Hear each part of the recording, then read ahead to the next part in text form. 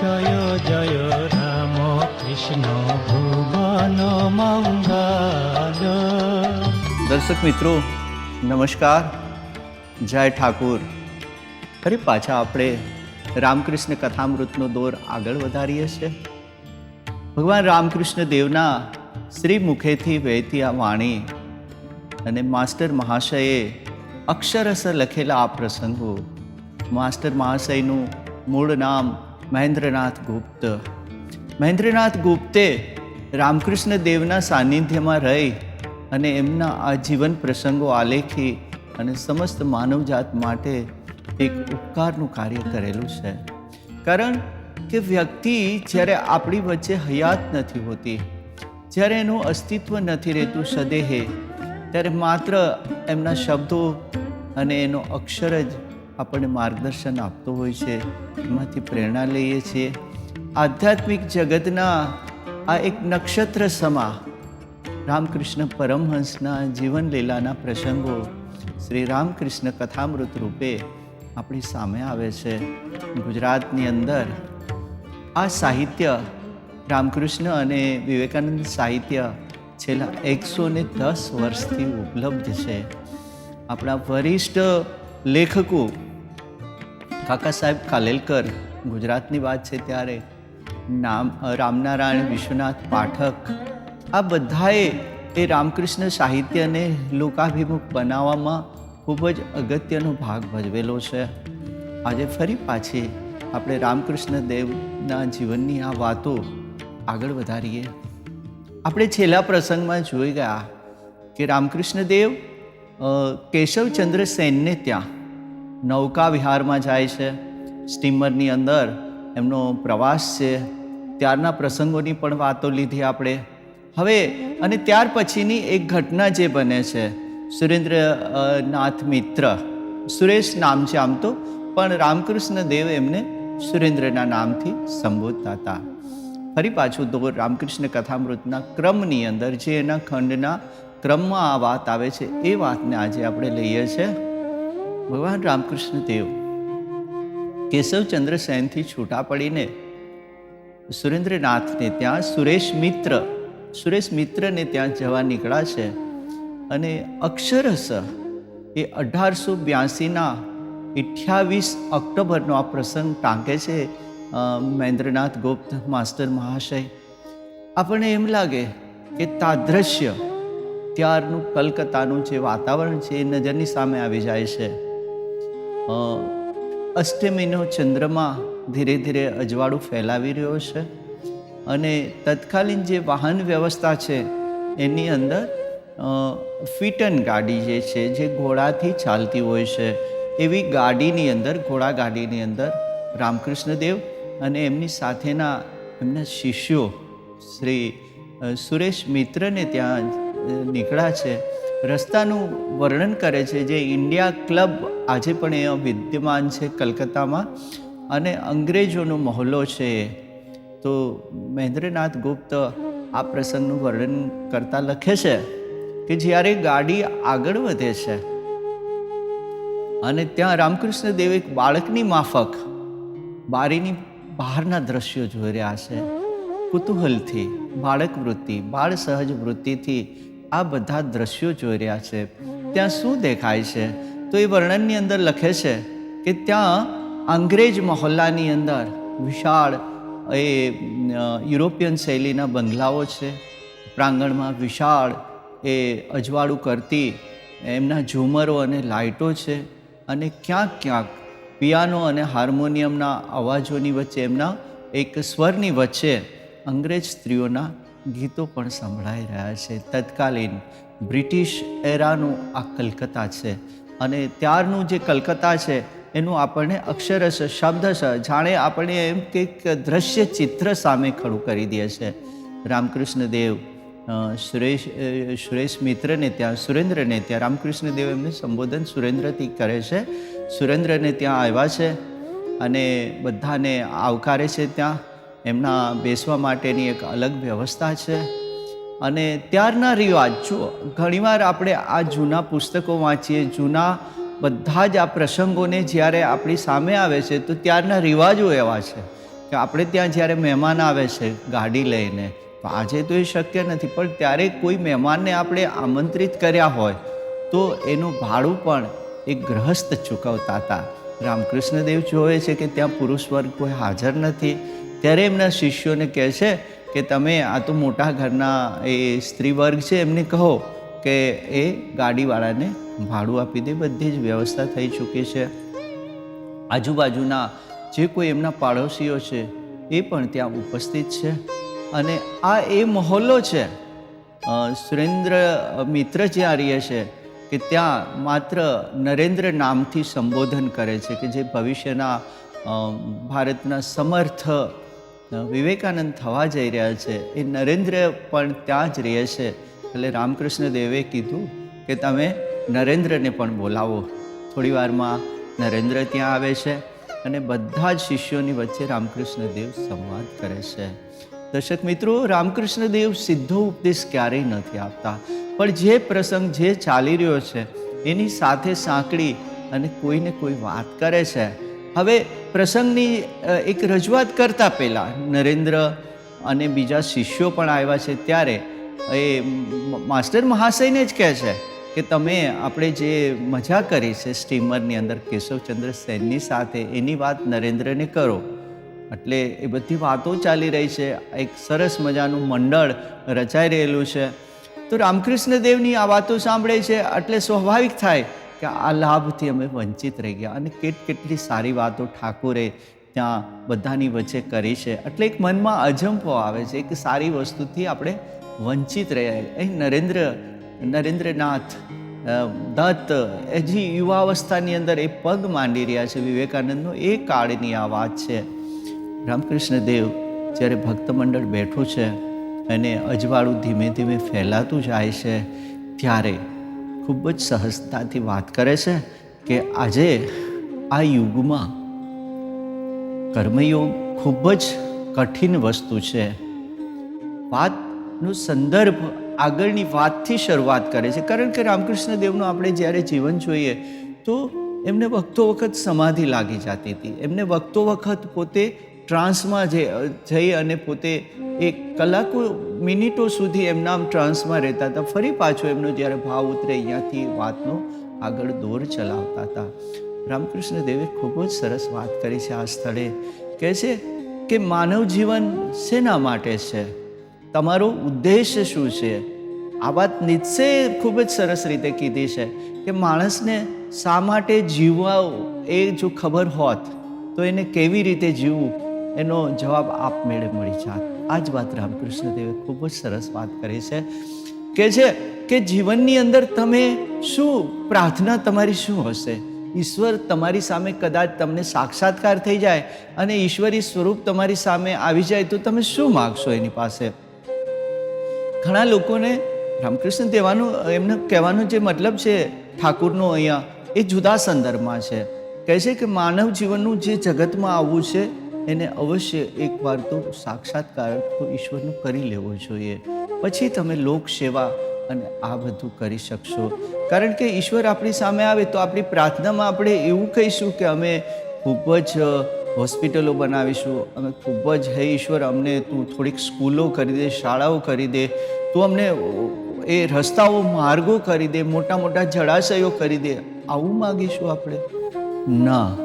રામકૃષ્ણ દેવ કહેતા કે જ્યારે તમે ઈશ્વરી ભાવનો સાક્ષાત્કાર થાય, ઈશ્વરીય ચેતનાને જ્યારે તમને સંકેત મળી જાય, ત્યારે સ્વાભાવિક તમે મોક્ષની, તમારા જીવનની શાંતિની પ્રાર્થના કરશો. અને રામકૃષ્ણ દેવે આ વાત કરી છે કે આનાથી શું થશે.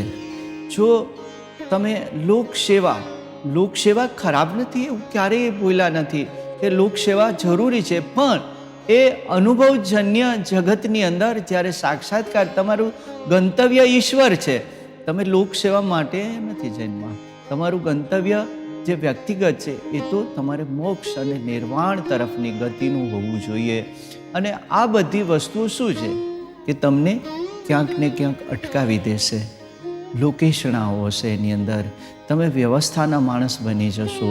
તમે ક્યાંક ને ક્યાંક તમારું એ જે જીવનનું ફોકસ છે, તમારો ગોલ છે, એ બીજી તરફ જઈને અટકશે.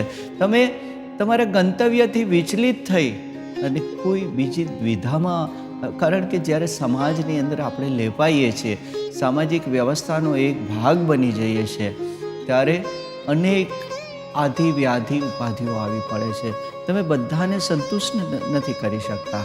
અને આપણે જોઈએ છે કે તમે જ્યારે એક કોઈ સમાજ સેવાનું કાર્ય હાથમાં લેશો તો ઘણા વિવાદો ઊભા થશે, ઘણા બધા વિતંડાવાદીઓ એને અટકાવશે. તમને ખિન્નતા આવી જાય કે હું આ એક સારું કાર્ય કરવા જઈ રહ્યો છું તો શા માટે લોકો મને સાથ નથી આપતા. એટલે તમારો સેવાનો ભાવ ક્યાંક એ ઓછો થઈ જાય છે. અને સંતોએ કીધું કે સેવામાં કુભાવ ન હોવો જોઈએ, સેવા ભાવથી થવી જોઈએ. એટલે આજના સમય પ્રમાણે રામકૃષ્ણ દેવે વર્તમાનનો જે યુગ છે એના સંદર્ભમાં વાત કરી છે. આપણે એમના શબ્દોને સમજવા પડશે. એટલે કહે છે કે કર્મયોગ આ બધા શેના એ જનક છે, કે કર્મયોગના જનક છે. કે કર્મ દ્વારા, સત્કર્મ દ્વારા, સંચિત કર્મ દ્વારા તમે તમારા જીવનને આગળ ધપાવવાનું છે. તો આ કર્મયોગ એ અત્યારના કલયુગની અંદર ખૂબ જ કઠિન છે. આ વાત રામકૃષ્ણ દેવે સુરેન્દ્રનાથ મિત્રને ત્યાં કીધું. બધા એકીટસે સાંભળી રહ્યા છે રામકૃષ્ણ દેવના શ્રી મુખેથી આ વાતો છે, જાણે એક માર્ગદર્શક, આપણા સાચા અર્થમાં જે ફ્રેન્ડ, ફિલોસોફર અને ગાઈડ કહી શકાય, જેને મિત્ર ભાવે કંઈક પૂછી પણ શકાય, એમનું સોલ્યુશન પણ આપે અને આપણને હળવા બની દે, એ રામકૃષ્ણ કથામૃતની આ વાતો છે. એટલે કીધું કે કર્મયોગ ખૂબ જ કઠણ છે. તમે કર્મ દ્વારા ઈશ્વરની પ્રાપ્તિ, સત્કર્મ દ્વારા ઈશ્વરની પ્રાપ્તિ આજના સમયે કરવી ખૂબ અઘરી છે. કારણ કે ડગલે ને પગલે દ્વિધાઓ ઉત્પન્ન થવાની છે. તમારું ધારેલું કાર્ય અમુક સમયમાં જ પૂરું થશે એ શક્ય પણ નથી. અનેક વિઘ્નો પણ આવી શકે છે. તો રામકૃષ્ણ દેવે આની ઉપર ભાર મૂક્યો કે કર્મ તમને તમારા મુખ્ય માર્ગથી વિચલિત કરી દેશે. જ્ઞાન યોગ તો એથી પણ વધારે મુશ્કેલવાળું છે. એ વાત પણ રામકૃષ્ણ દેવે સિંથીના જે બ્રાહ્મ સમાજનું જે સંમેલન છે એમાં જ્ઞાન યોગની વાત કરી છે. રામકૃષ્ણ દેવ અહીંયા કહે છે કે કર્મયોગ જ્યારે આટલો મુશ્કેલ ભર્યો છે તો માણસે શું કરવું? તો કહે છે કે બધાથી ભક્તિ યોગ સારો. સરેન્ડર, ઈશ્વરને મુખ્તિયાર નામો આપી દેવાનું. હે નાથ, હે ઈશ્વર, તમે જે પણ કંઈ કરો એ મને સ્વીકાર્ય છે. રામકૃષ્ણ દેવે સહજતાથી પોતાની વાત કરી છે. આમાં કહે છે કે જ્યારે હું ભક્તિ માર્ગની અંદર માની પ્રાર્થના કરતો હતો અને ત્યારે માએ જ મને આદેશ આપ્યો હતો, જગતજનની ભવતારિણીએ, કે તું માત્ર ને માત્ર ભક્તિ કર અને ભક્તિ માર્ગની અંદર તું આગળ વધ અને એ માર્ગે જ તું કંઈક પ્રાપ્તિ કરી શકીશ. એક વ્યક્તિ વચ્ચેનો સંવાદ હોય, આટલી સહજતાથી રામકૃષ્ણ દેવે આ વાત કરી છે. કીધું કે મને મારી માએ કીધું હતું કે તું ભક્તિ માર્ગ દ્વારા જ તું કંઈક પ્રાપ્તિ કરી શકીશ. અને આપણે જોઈએ છે કે રામકૃષ્ણ દેવના જીવનની અંદર અહર્નિશ મા શબ્દ કહેતા તો એને રોમાંચ થતો. મા ભવતારિણીના એ સાનિધ્યની અંદર માની સમક્ષ કેવા કાલાવાલા કેટલો સંવાદ કર્યો છે રામકૃષ્ણ દેવે. એટલે કહે છે કે માણસ ભક્તિ દ્વારા સહજતાથી એ મુક્ત થઈ શકે છે અને સહેલું પડે છે. કારણ કે અહીંયા બીજા કોઈ એ પ્રાવધાન નથી, એની અંદર તમને તમારું એ વિચલિત થવાની કોઈ સંભાવનાઓ નથી.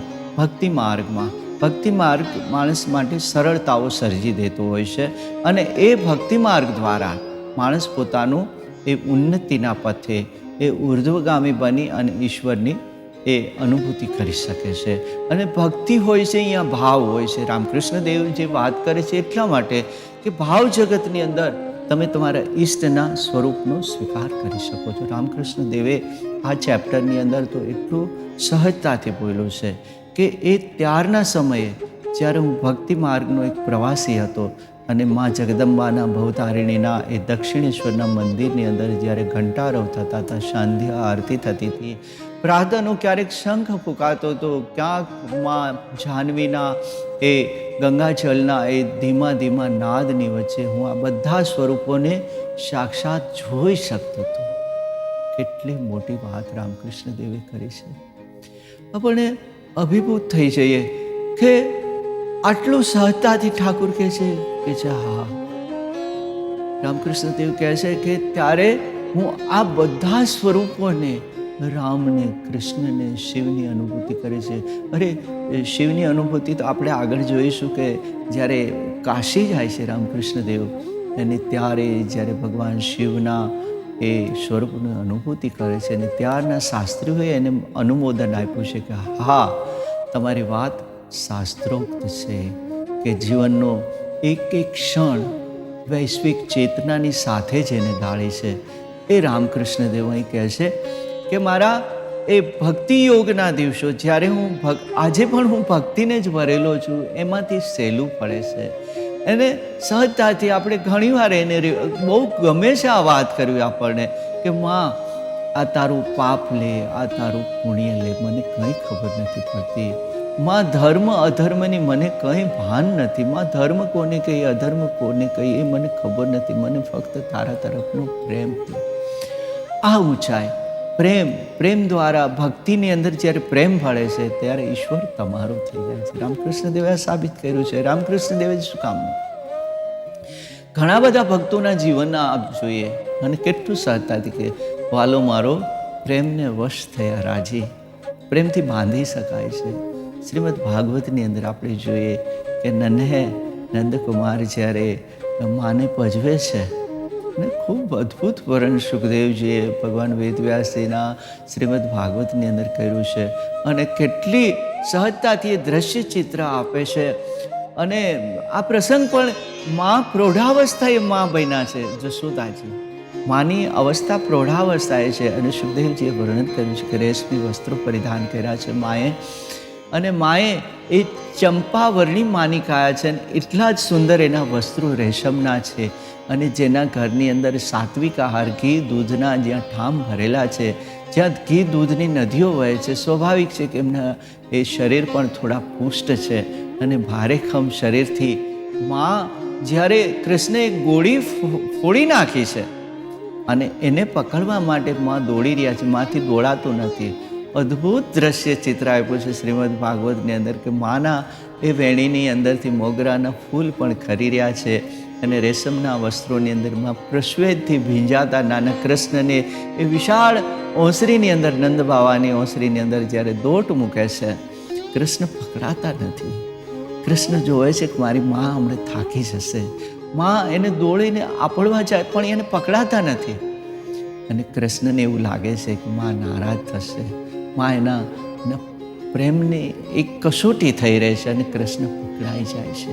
પ્રેમથી વશ થવાની વાત છે જે જગતમાં ક્યાંય બાંધો બંધાતો નથી. અને ભક્ત નાની એવી સેવા અર્પણ કરીને, નાનું એવું ફૂલ અર્પણ કરીને, નાનું એવું એક પ્રસાદનું આહ્વાન રામકૃષ્ણ દેવના જીવનમાં તો આપણે જોઈએ કેટલી વાર એમને અનુભૂતિઓ થાય છે કે માને જ્યારે પ્રસાદ અર્પણ કરે છે, ખીર અર્પણ કરે છે, માને પ્રસાદ આપતા પહેલા પોતે ચાખીને, જેને ઉચ્છિષ્ટ અન્ન કહેવાય, દેવતાઓનું ઉચ્છિષ્ટ અન્ન ના કહી શકાય. કેટલું આપણને અનુસંધાનો મળે છે કે સબરી એક જોવે છે કે મારા રામને હું એક ખાટા બોરતો નથી ને, ચાખીને આપે છે ઉચ્છિષ્ટ, પણ રામ એનો સ્વીકાર કરે છે. કારણ કે આ તો ભક્તિ યોગના માર્ગી, આ બધા પ્રવાસીઓ છે, ભક્તિ માર્ગના પ્રવાસીઓ છે, એમના માટે સહજ છે. અહીંયા વિધિ વિધાનોનો એ છેદ ઉડી જાય છે. એટલે રામકૃષ્ણ દેવ અહીંયા વાત કરે છે કે ભક્તિ માર્ગ ખૂબ જ સહેલો છે, કારણ કે અહીંયા વિધિ વિધાનો તમને કોઈ એ વિઘ્નો નથી કરતા, ઉલટા એમાં પૂરક બની જાય છે. અને આ જ વાત આગળ વધારતા રામકૃષ્ણ દેવ કહે છે કે ઘણીવાર એવા લોકો આવી ચડે છે કે વાસ્તવમાં એ ધર્મનો એક લોકલાજે, ક્યારેક કોઈ સત્સંગમાં જાય છે, ક્યારેક કોઈ ધર્મસભામાં બેઠા હોય છે, ક્યારેક કોઈક સારા પ્રવચનમાં બેઠા હોય છે, ક્યારેક કોઈ આરતીના સમય હોય છે, પણ એ પ્રવાસી, એ જીવ એ માર્ગનો નથી. એટલે એને આવી વસ્તુઓમાં કંટાળો આવે છે. હે ને, આપણે જોઈએ છે ને કે તો તમને આડે દિવસે નીંદર ન આવતી હોય ને ક્યારે આખા દિવસમાં, પણ જ્યારે કોઈનું પ્રવચન ચાલતું હોય, ક્યારેક કોઈક ધાર્મિક સભા જોજો. ધાર્મિક સભા શું કામ, આજે તો આપણી સામે કેમેરા છે, દ્રશ્યો છે, હે ને, જુદી જુદી આપણે જોઈએ છે ઘણા નેતાઓ ખુરશી પર. આ બધું એવું છે કે જ્યાં થોડું કોક બોલવાનું ચાલુ કરે ને એટલે સામાવાળાને જો રસ ન હોય અને એની નીંદરને બસ થઈ જાય, બસ કસાટ સુવા માંડે, જોલા લેવા માંડે. તો રામકૃષ્ણ દેવે એવા લોકોની વાત કરી છે. અહીંયા આપણે આગળ પણ જોઈ ગયા ને કે મા ભવતારિણીનું જ્યારે પૂજન ચાલતું હતું, મા ભવતારિણીનું જ્યારે કીર્તન ચાલતું હતું, અને દક્ષિણેશ્વરના એ મંદિરના મુખ્ય દાતા રાણી રાસમણી દેવી ત્યાં બિરાજમાન છે. ખૂબ જ પ્રભાવશાળી વ્યક્તિત્વ રાણી રાસમણીનું હતું. પણ આ એક જમીનદારી એક સાથે સંકળાયેલું વ્યક્તિત્વ હતું, મોટી એમની જમીનદારી હતી. અને કીર્તન દરમિયાન અચાનક એક ઘટના બને છે. રામકૃષ્ણ દેવે રાણી રાસમણીને એક જેટલું જોર થઈ શકે એટલા જોરથી એક તમાચો મારી દીધો. આ સત્ય ઘટના છે. ફાંફડા ફાંફડા થઈ જાય છે બધાએ. મથુરા બાબુ જોઈ રહ્યા છે, પણ રાણીએ જરા પણ ક્રોધ નથી કર્યો. એને કીધું કે તમે બધા શાંત રહ્યો, અને બાબાએ જે કર્યું છે બરાબર જ કર્યું છે. આટલી સમૃદ્ધ ઐશ્વર્યવાળી રાણી રાસમણી, એમને મંદિર, એના મંદિરના એક પૂજારી રામકૃષ્ણ દેવ ઠાકુર, છોટે ઠાકુર, એને એક તમાચો મારી દીધો. પણ આ રાણી રાસમણી એને સહજતાથી સ્વીકાર કર્યો. રામકૃષ્ણ દેવે કીધું કે માનું પૂજન કીર્તન ચાલતું હોય, માના કીર્તનની અંદર મસ્ત બનવાનું હોય, એમાં રત બનવાનું હોય, અત્યારે પણ તમારા મનમાં જમીનદારીના વિચાર, કાવા દાવા, કોર્ટના વિચારો, સ્વાભાવિક છે એક સાંસારિક માણસનું મન બીજે જ જતું રહેવાનું છે. અને રાણીએ સ્વીકાર કર્યું છે કે આપની વાત સાચી છે. અત્યારે બધું જ મારે મૂકી અને માત્ર મારું ધ્યાન, મારે સમગ્ર ચેતાતંત્ર અહીં હોવું જોઈએ, એના બદલે હું ક્યાં ક્યાં ભટકતી હતી. આપે ખૂબ જ ઉપકાર કર્યો છે. આટલી સહજતા આપણે કેળવી શકીશું કે જ્યાં કંઈક મેળવવાની વાત છે, કે જ્યાં કંઈક સદુપદેશ મળતો હોય, ધાર્મિક વાતો થતી હોય, અને ત્યાં આપણે આપણું મન બીજે ભટકીએ તો એ કેટલું વ્યાજબી છે. એટલે રામકૃષ્ણ દેવ કહે છે કે કર્મયોગ, જ્ઞાન યોગ કરતા વ્યક્તિએ ભક્તિ યોગમાં જવું જોઈએ. કે તમે ગમે કાલાવાલા કરશો તો પણ ઈશ્વર તમને સહજતાથી સ્વીકારી લેશે. અને મીરા આ ભક્તિ માર્ગના પ્રવાસી છે. અને ફરી પાછી એ જ વાત આવશે કે ચાકર રહેશું, બાગ લગાશું, નીતુ ઉઠી દર્શન પાશું, મને ચાકર રાખો. જે ઈશ્વરની નોકરી કરવી સારી. દર્શક મિત્રો, રામકૃષ્ણ કથામૃતનો દોર ફરી પાછો આપણે આવતી વખતે અહીંથી વાતનો દોર આગળ ચલાવીશું. ત્યાં સુધી નમસ્કાર, જય ઠાકુર. જય જય રામ કૃષ્ણ ભુવન મંગલ.